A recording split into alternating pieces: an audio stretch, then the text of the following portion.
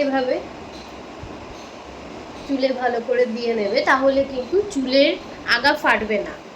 Hello, কেমন আছো তোমরা সবাই? আমি খুব ভালো আছি। আর আজকের ভিডিওটা আমি শুধু তোমাদের জন্য এনেছি, আমার হেয়ার টিপসের জন্য, মানে চুল কিভাবে যত্ন নেবে। এমন কিছুই করতে হয় না। কিছু জনের হয় যে লম্বা চুল জেনেটিক, তো এটা আমার জেনেটিক, তবে আমি তবুও যত্ন করি, সেটা সবার করা উচিত, এমন কিছুই না।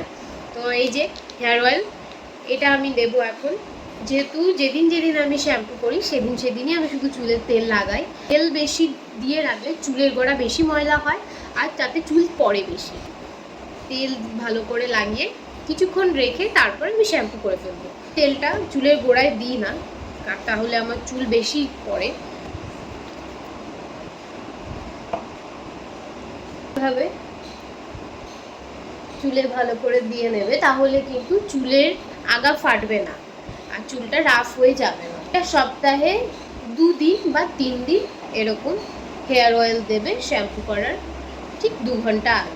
তোমরা অনেকেই বলেছো আমি নাকি ফলস চুল লাগিয়ে ভিডিও করি, কিন্তু না, আমার ফলস চুলের প্রয়োজন হয় না, আমার নিজেরই চুল এটা।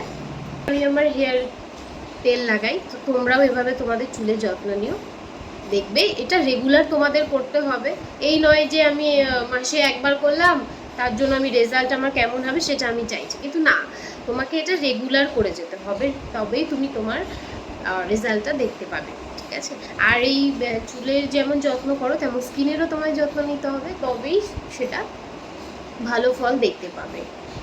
তো আজকে এইটুকু, আবার পরে দেখা হবে, টাটা।